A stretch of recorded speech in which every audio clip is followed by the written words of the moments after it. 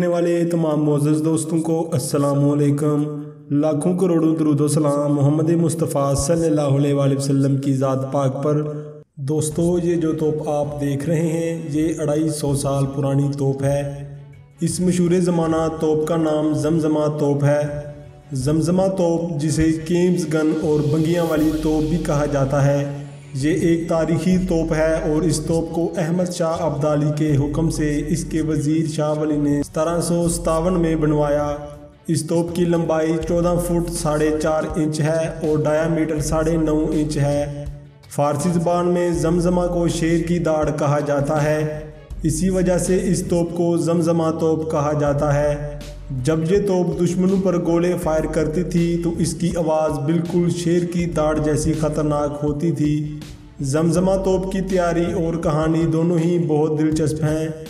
احمد شاہ ابدالی نے جب اپنے وزیر اعظم کو جنگ کے دوران استعمال ہونے والے بہت سی توپیں بنانے کا حکم دیا تو ان توپوں میں زمزمہ توپ بھی شامل تھی۔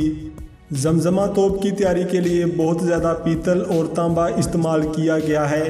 اتنا زیادہ پیتل اکٹھا کرنے کے لیے احمد شاہ ابدالی کے وزیر نے لاہور کے ہر ہندو گھرانے سے ایک پیتل اور تانبے کا برتن بطور جزیہ وصول کیا، کیونکہ اس وقت ہندو پیتل اور تانبے کے برتنوں کا استعمال بہت زیادہ کرتے تھے، اور پھر 1757 میں تانبے اور پیتل کے امیزے کو ملا کر ایک ہی سائز کی 2 توپیں تیار کی گئیں۔ زمزمہ توپ کو سب سے پہلے احمد شاہ ابدالی نے 1761 میں پانی پت کی مشہور زمانہ جنگ میں مرہٹوں کے خلاف استعمال کیا تھا۔ اس جنگ کے بعد احمد شاہ ابدالی کابل واپس جاتے ہوئے ایک توپ کو ساتھ لے گیا اور زمزمہ توپ کو اپنے ساتھ نہ لے جا سکا، کیونکہ اتنا لمبا سفر ہونے کی وجہ سے دونوں توپوں کو ایک ساتھ نہیں لے جایا جا سکتا تھا۔ چنانچہ احمد شاہ ابدالی نے اس زمزمہ توپ کو لاہور میں موجود اپنے گورنر خواجہ عبید کے سپرد کر دیا۔ احمد شاہ ابدالی جو دوسری توپ اپنے ساتھ لے گیا تھا وہ راستے میں دریائے چناب میں دنس کر کہیں گم ہو گئی اور آج تک نہیں مل سکی۔ زمزمہ توپ خواجہ عبید کے پاس تقریباً 1 سال تک پڑی رہی۔ 1762 میں ہری سنگھ بنگی نے لاہور پر حملہ کر دیا۔ خواجہ عبید نے اپنا اسلحہ خانہ لاہور سے 2 میل کے فاصلے پر موجودہ کوٹ خواجہ سیز میں بنا رکھا تھا۔ ہری سنگھ بنگی نے محاصرہ کر کے خواجہ عبید کے اسلحہ خانے پر قبضہ کر لیا اور اس اسلحہ خانے میں زمزمہ توپ بھی شامل تھی۔ ہری سنگھ بنگی کی وجہ سے اس توپ کو بنگیوں والی توپ بھی کہا جاتا ہے۔ 1764 تک یہ توپ شاہ برج میں یوں ہی پڑی رہی، اور پھر لہنا سنگھ اور گوجر سنگھ بنگی نے لاہور پر قبضہ کر لیا تو زمزمہ توپ بھی اپنی تحویل میں لے لی۔ کچھ دنوں بعد ایک اور سردار چڑت سنگھ چاکیا لاہور آیا اور بنگی سرداروں کو لاہور پر قبضے کی مبارکباد دی اور اپنے حصے کے مالی غنیمت کا مطالبہ پیش کیا، کیونکہ لڑائی میں چڑت سنگھ چاکیا نے بھی اپنے سرداروں کی مدد کی تھی، لیکن بنگی سردار اس مطالبے پر ناخوش تھے، وہ اسے کچھ بھی نہیں دینا چاہتے تھے۔ چنانچہ بنگی سرداروں نے ایک ترکیب سوچی اور چڑت سنگھ کو ٹالنے کی صورت میں کہا کہ وہ زمزمہ توپ کو لے جائے۔ بنگی سرداروں کا خیال تھا کہ اتنی بھاری توپ کو چڑت سنگھ اپنے ساتھ نہیں لے جا سکے گا اور پھر یوں وہ اپنے مطالبے سے پیچھے ہٹ جائے گا، اور پھر چڑت سنگھ نے اپنے خاص خادموں کی مدد سے اس توپ کو اپنے قلعے گجرانوالہ لے گیا۔ تھوڑا ہی عرصہ گزرا تھا کہ 2 چٹھا سردار احمد خان اور پیر محمد خان نے زمزمہ توپ کو چڑت سنگھ سے چھین لیا اور اپنے ساتھ احمد نگر لے گئے۔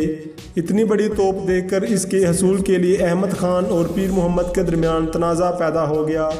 احمد خان چاہتا تھا کہ یہ توپ اس کی ملکیت میں رہے اور پیر محمد کا یہ خیال تھا کہ وہ اس توپ کا مالک ہو۔ یہ تنازع اتنا زیادہ بڑھ گیا کہ احمد خان کے 2 بیٹے اور پیر محمد کا 1 بیٹا مارا گیا۔ ان کی لڑائی کو دیکھتے ہوئے گوجر سنگھ بنگی پیر محمد کی مدد کو پہنچا اور احمد خان نے شکست تسلیم کر لی اور توپ سے دستبردار ہو گیا۔ چنانچہ گوجر سنگھ نے یہ توپ پیر محمد کے حوالے کرنے کی بجائے خود اس پر دھوکے سے قبضہ کر لیا اور اپنے قلعے گجرات لے گیا۔ زمزمہ توپ تقریباً 2 سال تک گوجر سنگھ بنگی کے پاس رہی۔ اس کے بعد 1772 میں چٹھا سرداروں نے اس توپ پر قبضہ کر لیا اور اپنے ساتھ رسول نگر لے گئے، اور پھر سردار لہنا سنگھ نے ملتان سے واپس آتے ہوئے ایک بار پھر حملہ کیا اور زمزمہ توپ چھین لی اور اپنے ساتھ امرتسر لے گیا۔ 1802 तक जमजमा तोप बंगियों के किले में ही रही। इसी साल महाराजा रंजीत सिंह ने बंगियों को अमृतसर से भगा दिया और तोप अपने कब्जे में ले ली। रंजीत सिंह के दौर में इस तोप की अहमियत बहुत ज़्यादा बढ़ गई। इस तोप को फतह की अलामत या जंग में कामयाबी का नुस्खा करार दिया गया। रंजीत सिंह ने इस तोप को डस्का, वजीराबाद, कसूर, सजानपुर और मुल्तान की लड़ाइयों में खूब इस्तेमाल किया। मुल्तान की जंग में जमजमा तोप इस्तेमाल के काबिल ना रही और बुरी तरह मुतासर हुई। इसके बाद इस तोप को दोबारा लाहौर भेज दिया गया। 1860 तक ये तोप दिल्ली गेट लाहौर के सामने खड़ी रही। इसके बाद कुछ सालों तक ये तोप लाहौर के मुख्तलिफ इलाकों में चलती फिरती रही और फिर इस तोप को 1870 में मौजूदा लाहौर में अजायब घर के सामने रख दिया गया। क़याम पाकिस्तान के बाद ये तोप इसी जगह पर खड़ी रही। इसके बाद 1978 में पाक आर्मी के माहिरीन ने इस तोप की मरम्मत की और लाहौर का सख्त मौसम बर्दाश्त करने के काबिल बनाया। संगे मरमर का एक चबूतरा बनाया गया और इस तोप को उस जगह नस्ब कर दिया गया जिस जगह ये तोप मौजूद है। इस चौक को इस्तांबुल चौक के नाम से जाना जाता है। तोप के गिर्द फवारे और लाइट्स भी लगा दी गईं और ये तोप आज भी इसी जगह पर मौजूद है। ये तोप आज तक लाहौर म्यूज़ियम के सामने खड़ी है।